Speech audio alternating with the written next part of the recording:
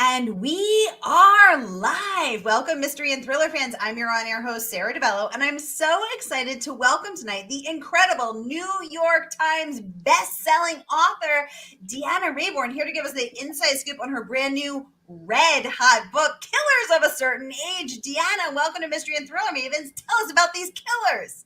Oh, thank you so much for having me. I'm very excited to be here and very excited to chat all things killers.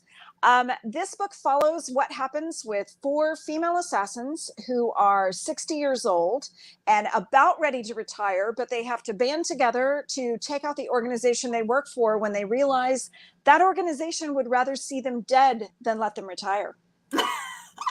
Well, I am here for every tasty, delicious, laugh out loud bit of it.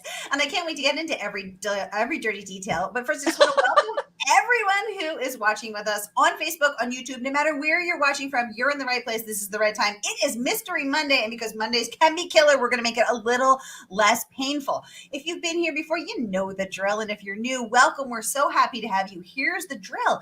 This is your chance to ask this incredible New York Times bestselling author anything you want about Killers of a Certain Age, about her research process, about these assassins, about anything that's weighing on your mind. Just get them going in the comments and we will get them right over to Deanna. George, welcome to the conversation.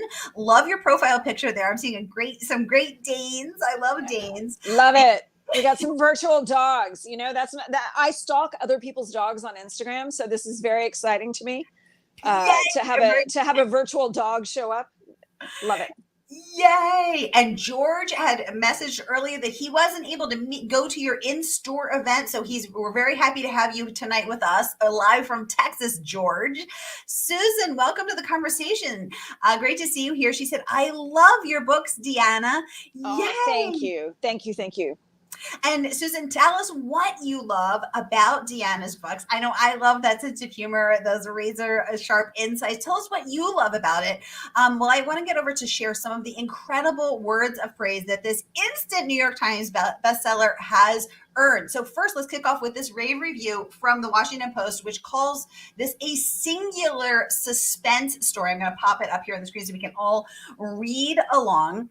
A singular suspense story thanks to its deftly fluctuating tone, which is by turns comical, violent, and unexpectedly affecting.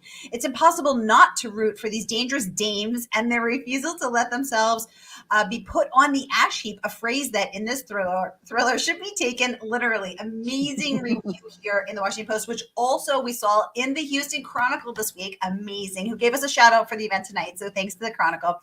Deanna, let's talk about this praise. So I know I have laughed out loud, literally many times during reading this book. What do you think the secret is to being funny on the page? Because actually it's hard to be funny. It's not something that I deliberately set out to do. It's just that I cannot imagine spending months because by the time, when you start a book and then you write it and then you have to revise it and then you have to proofread it and it goes through cut. I mean, there's so much that you put into the book and so much time that you spend with the characters. I cannot imagine having to do this when everything is grim or everything is dark. And some writers, that's how they work out all of their, whatever angst they've got going on. For me, it would be incredibly depressing to spend those months with characters who are just in these grim, dark situations and there's no levity to it at all. So for me, it was just important that if I was going to be writing about something as serious as assassination, then, make it fun, Yeah. Murder, but make it fun. Murder or make it fun. Hashtag blessed. The theme of this retirement cruise turned deadly. That was one of the things that made me laugh out loud, because you're also taking a searing look at social media and social media culture, and this hashtag culture that we all live in. So it's so good to know that the humor is a coping mechanism for you as well. So how long does it take you? I've been dying to know. How long does it take you to write this soup to nuts, A to Z? How long does a book take you? Most books, about 9 months would be par for me. That's my comfort zone. I 1 book a year is not quite enough. 2 books a year is too much. This book actually took longer because I had to fit in my Veronica Speedwell, which is my historical mystery series. I had to fit in those books around it because I already had books under contract that I was committed to doing, but also because it took a while for me to find my contemporary writing voice. I never had one before because I've never written contemporary. And so that for me was the biggest struggle, was figuring out, what does my contemporary voice sound like? Oh, interesting. So, as a person who also, as a reader who also really enjoys historical, I am such a historical nerd. What was the most challenging part for you? Was it not having to do the research? Was it the, just using more modern terms? Like, what was the challenge for you? It was figuring out what voice sounded authentic, what the voices should sound like, because my historical voice is second nature to me. I can slip into that, and it is just as comfortable as a bubble bath. There's no struggle. It's easy, it's right there, it's accessible anytime I start writing a Veronica Speedwell novel or anything else that's historical. But having to do contemporary characters, that was a completely different situation. And so, and it was one that I was really, really excited to tackle, but I knew it was going to be hard. And I went through just struggles trying to find that voice, and, trying to write my way into it. And I remember one scene in particular, oh God, I probably tried it 3 or 4 times and every time it was like, no, this is crap. This isn't working. And finally I sat down one day and I stopped trying to write the scene, and I just tried to tell the scene, and finished it up and handed it off to my husband, which he doesn't usually read things before they get turned in. But I said, I have no objectivity. I have no distance from this anymore. I can't tell if it's awesome. I can't tell if it's just more crap to put on the pile of crap that I've already written. Help me out. And so he read it and he started laughing and he said, babe, this is your Twitter feed. And I went, oh, nailed it. That's my contemporary voice, is my Twitter feed. It's how it's me. It's just authentically how I speak and how I express myself. And I went, that's who I am. And it really was, the key to it was no longer trying to write the story, but just telling the story. Oh, I love that. I love that. Susan is sharing, she says that she said the historical language is totally different than contemporary. She also loves your historical, and she'd like to know, what took you away from writing historical books? What made you want to write this contemporary voice? Well, I mean, to be absolutely clear, nothing has taken me away from historical. I just turned in Veronica Speedwell 8. I'm getting ready to start writing Veronica Speedwell 9. There's more to come. I am still very much a historical writer. I really wanted the challenge of writing contemporary because I have only ever written one contemporary novel, and it too is crap. It lives in a box in my attic. It's terrible. It's not going to see the light of day ever. But I wanted the challenge of being able to do this and to try to do it well, and to try to find that contemporary voice and get through constructing a contemporary plot, because a contemporary plot by definition has to be different from a historical plot, largely because there are so many things that my Victorian characters could solve if they had access to cell phones, but they Right. don't.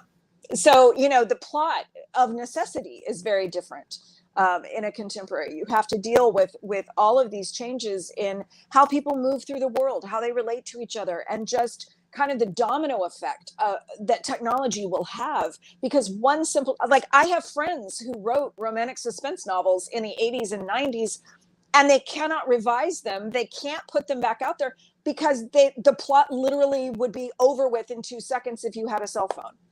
And so they're hamstrung. Right.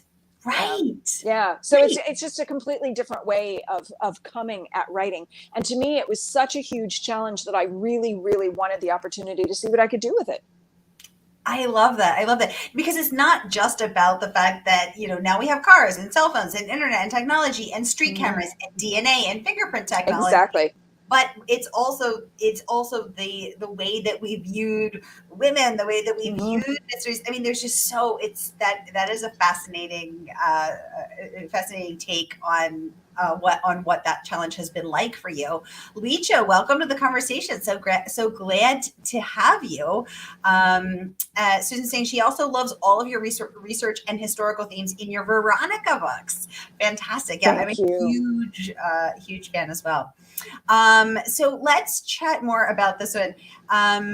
Susan says I'm excited to read it, and I hope it's not one of those Colleen Hoover Virginia Trice books. Oh, I can assure you it is not. My favorite review about this book was Buzzfeed, who said this is James Bond meets the Golden Girls, and it has this razor edge, whip smart, funny, and just the views of women and aging and how powerful these women are, but how they use cultural norms like being invisible after a certain age to get to their own advantage. It is absolutely fantastic. There's no surprise here why this is an instant New York Times bestseller, and everyone is literally raving about it. Pop Sugar saying it is both sharp and witty. Jocelyn Jackson, New York Times bestselling author, most recently of Mother May I. Let's pull her up, and she says this. Let me get it right here. Saying this is you are a national treasure who never fails to signature dry wit, sophisticated storylines, slick twists, and smart eccentric women who anchor your books. This latest is a romping, wild delight from start to finish. So let's pause on that. So as you were writing this contemporary book, did you find that the process was different? Are you a plotter? Are you a pantser? How did you get in there, Deanna? I'm an organized pantser. Or a very disorganized plotter. One of the two. I haven't figured out which it is. I will know when I start a book, I will know A, and I will know L, and I will know Q, and I will know Z, but I don't know all the rest of the points in between. I know where we start. I know where we end. I know a few of the little points in between, but I don't know exactly how we're going to navigate all of those little journeys from point to point. And that to me is part of the pleasure of writing is kind of making those serendipitous little connections. And always things are cooking away in my subconscious. And sometimes my brain will pop up with something that I didn't expect. I'll realize I've laid in a clue somewhere that proves to be useful later on, which is always nice when your imagination kind of does you this subconscious favor, and you can go back and say, well, thank you for that. But yeah, so I know where I'm starting and I know where I'm ending, and I have a very rough idea of how I'm going to get there. I love that. So in this book, can you share anything that was one of those plot points that took you by surprise without ruining any spoilers? What was one thing that surprised you? I think probably just the way that I was able to incorporate as many different settings as I did. I loved being able to use places that I have been, because I've been to all of the settings in the book with the exception of one. And it's not the one you're thinking. I have been to the grossest setting that's in the book. And it is grosser than I describe in the book. And you may not be there yet since you're only halfway through. But we'll see. And that was a kind of this, again, serendipity to be able to use these places that I've been and just kind of weave them into the story was great fun. That is great fun. So would you say of these 4 kick-ass heroines, which one are they? All a little bit of you? Are you more of a Nat? Are you more of a Helen? I feel like, remember Sex and the City? It was like, are you a Carrie? Are you a Miranda? Yeah. Are you a Nat? Are you a Billy? Are you a Helen? Who are you? I am definitely, I am more of a Billy than anything. Because we see from the very, very beginning the book opens with a flashback to their first mission where things go horribly awry, and they have to suddenly figure out, how are we going to be these kick-ass international assassins when we've screwed up job one? Right. And so it's a matter of you suddenly see each of these 4 women for who they are. Their characters are broken down in this opening chapter. And this is basically who they are for the next 40 years, because a lot of times your essential personality at 20 doesn't change that much. Life experiences will influence you, and you will certainly be shaped by what you go through. But there is a core part of your personality that generally stays the same. And, which is part of the reason why they're able to push each other's buttons so well, is because of the fact that, they know each other on this visceral level. But Billy is the one who kind of steps into a leadership role when she doesn't really want to. She would, prefer just to kick back and take it easy and not have to deal with that. And that's definitely me. I have to say that opening scene gave me chills because I can deal with almost anything, but not violence to animals. So when there's a scene, so in this first scene, there's a scene with the dog, and I was like, if something happens to the dog, I'm gonna jump out of this You airplane. are totally safe with me. I will never hurt the animals. I promise you that. We are good to go. I have not even watched John Wick yet because I know that the dog dies, and I'm like, I'm not okay. Oh my God, I cannot watch it. It's like kill a person, but I know, and it's Keanu. Like, I mean, I was an 80s teen. This is Keanu. This is must watch. And yet yeah. I have my co-broadcaster is asleep at my feet, so I'm a huge dog person. I was like, I would be the one who would put the dog in my parachute, a backpack, and I would like, I'll risk my own life, but the dog's got to stay. The dog is going to be saved. Absolutely, the dog must be saved. George saying Veronica is such a hoot. Holmes had his pipe. Columbo his trench coat. Veronica her net. I love your historical and spent hours looking up the butterflies and the locations. Very cool, George. Thank you so much for letting us know. So Deanna, what was your research process into female assassins? A subject I know very little about. There's very little to know. When you start researching female assassins in history, first of all, if you try to separate it out from female spies and you go with just assassins, I mean, the research is thin on the ground. There's not very much besides Charlotte Corday in the French Revolution, stabbing Marat in the bathtub. There's just not that much to go on. And then, in modern times, most of the women who have committed kind of enormously public crimes, attempted assassinations, have generally been under the influence of somebody who was wanting them to carry this out. These are not actions that they were undertaking because they wanted necessarily to do them. It was because they were somebody else's puppet, or they bought into somebody else's ideology. It's not that they were running the show. And so if you're looking for women who are very self-determined, who have this goal for themselves and have a master plan, there's not much. You end up going back to like Roman empresses and kind of looking at them because there's not much in the, and of course, the caveat with that is the most successful assassins are the ones that you don't even realize are assassinating people, of course. So, it's not like there's some huge database that you have access to when you're doing this research and you can say, oh, that's classified. So there's a lot of information that I would have loved to have gotten my hands on that was not going to happen. So I had to make a lot up. Right, exactly. Because I posted one male assassin on here, turned writer, and I posted a bunch of CIA, both analysts and agents, some women, but I've never hosted a female assassin. So I thought one of my favorite scenes is when you see a flashback when Billy is getting recruited for the museum, which is the super secret organization that they work for. And I love seeing how they sort of identify a rabble rouser, a renegade, someone who cares about justice, who differentiates. Billy differentiates between justice and legalities. That resonated with me. Tell us about that scene, the genesis of that scene.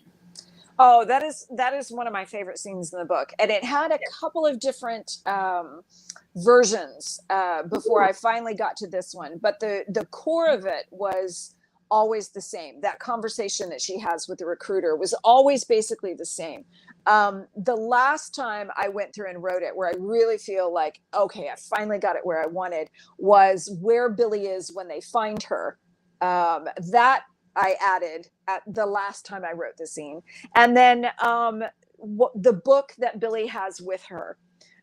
when she's recruited is something I added in as an homage because of the fact that I love those books and I love the main character in them, and I wanted to kind of give a little wink and a nod to other people who might also share my affection for that character. Right here. Well, that was one of my favorite scenes, and I loved how her handler, that was what he sort of resonated with him, and he's seeing her annotations, and he's like, this person is smart, but she's willing to color outside the lines, and I aspire to be a Billy. So this is very cool. That was also one of my favorite scenes, so it's so cool to know that was also one of yours. Yeah. Heather Graham, New York Times bestselling author of Crimson Summer, also chiming in with a rave. Let's pop up this one as well, saying Killers of a Certain Age captures the reader from the get-go and never lets go. An excellent and thrilling read. So, Deanna, this is not your first rodeo. What have you learned over the course of your career on how you keep those pages turning? How do you do it? Book after book, what have you learned? What's the secret? For me, it's always about characters that I love spending time with. Ooh. And always setting myself a challenging puzzle to figure out, how am I going to get them out of this situation? And trying to come up with something that's going to keep the reader engaged. And if I ever have, kind of a dilemma as far as how I go with a scene, I always choose what's going to be the most fun to write. Because whatever's the most fun to write is the most fun to read. So that is a fascinating way. You're making me, I've just rocked your world face. Yes, because I never thought about what would be fun for me to write. What would be fun? Oh, that's such an, I'm going to have to take, this is going to take a minute to filter into my brain. I love that. While I'm filtering, I'll get over to Joyce joining us from YouTube. Hey, Joyce, great to see you. Saying, I am a huge Veronica Speedwell fan, and I have all the series in audio. I just now purchased this new one, and I can't wait to listen to it. So let's wonderful. Yay. Thanks for tuning in, Joyce. Let us know if you have any questions. So, Deanna, one question we always get is, do you get to be involved with the voice, the casting of the voice? Tell us about that. For Killers of a Certain Age, absolutely. They sent me audio files, samples of a whole bunch of different narrators, and I sat down and listened to them all, and had a back and forth with the producer, and we ended up deciding on one narrator to read the sections of the book that are voiced by Billy, and then a different narrator to do the flashback scenes that are third person. Because we have a series of flashback scenes in the book that kind of set up earlier missions and how these four are recruited and all of that good stuff. And so we wanted there to be a difference, kind of a distinctive difference in those two voices. And so, and I came back and said, well, these are the two narrators I like. And she was like, great, those are the two I love too. So we're good to go. And luckily they were both available. And so we were very, very fortunate to get a couple of great narrators working on this book.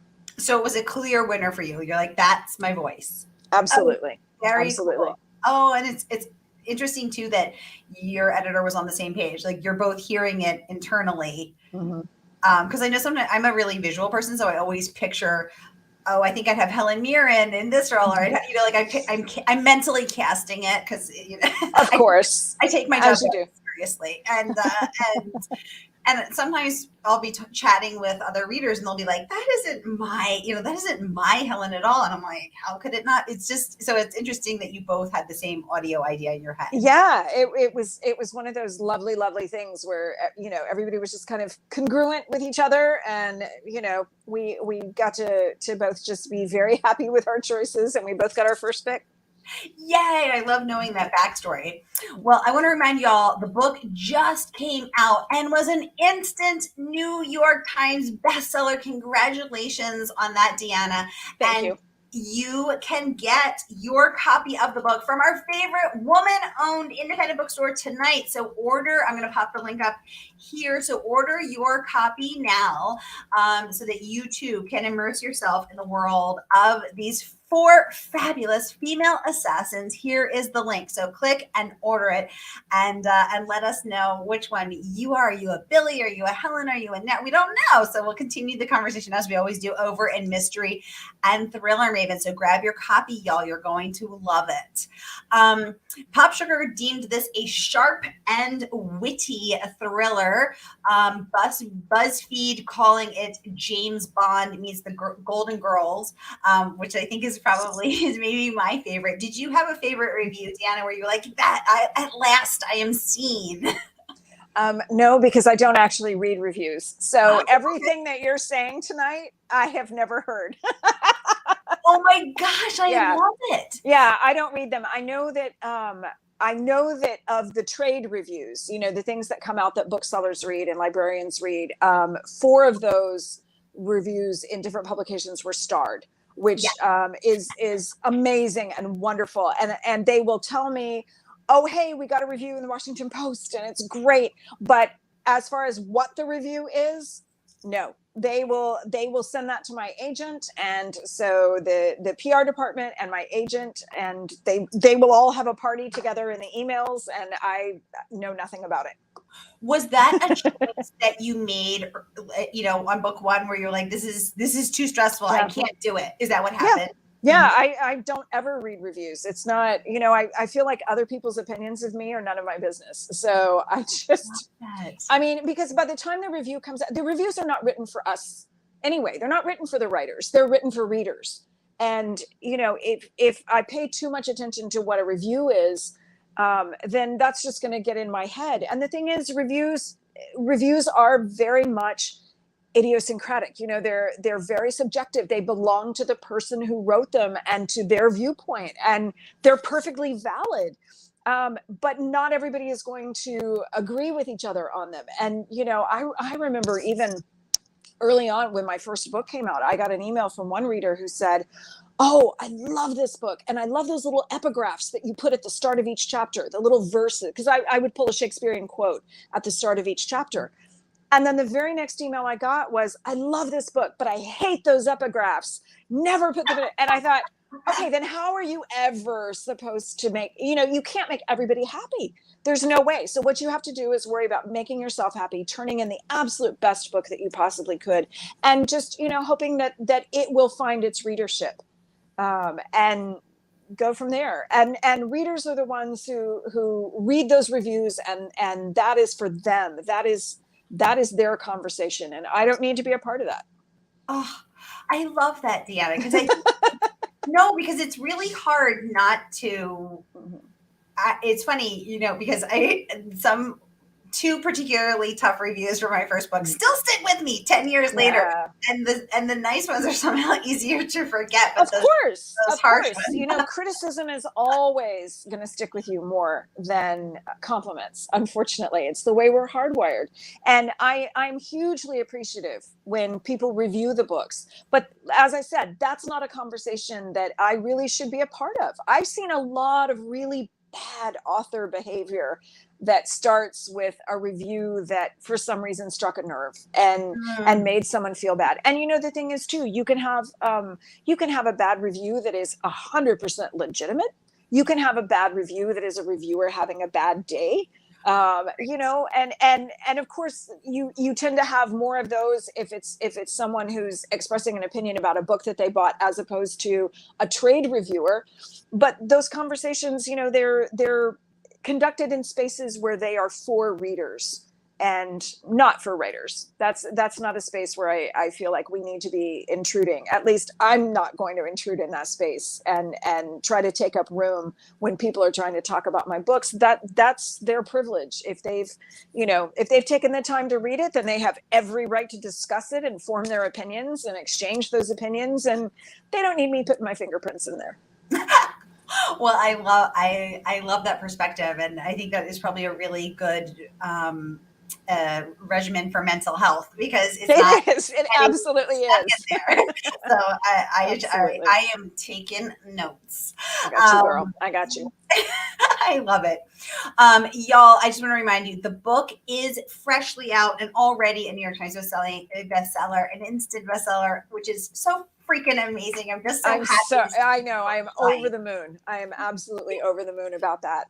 So order now, y'all. Once again, here is that link, and you too can immerse yourself in the fabulous world of these 4 fabulous kick-ass women. So no matter where you're watching from tonight, here's the link. Click and order it. I think we have time for 1, maybe 2 questions. George would like to know, what was your recipe in the Mystery Writers of America cookbook? Oh gosh. So my very first series was the Julia Gray series. And Julia Gray was a character who had this really enormous, very eccentric family. And one of their holiday traditions was a really lethal wassail punch. And so that was the recipe that I put in the Mystery Writers of America cookbook, was for this wassail punch, which is highly, highly intoxicating. So, approach with caution. Is that a family recipe of yours, Deanna? No, it's not. But maybe it should be. Like, maybe we should adopt it. Now I'm thinking maybe we should brew up a batch this year. I feel like you should. I mean, I feel like I need to go. I didn't know, George. You're clearly a super fan, because I did not know that.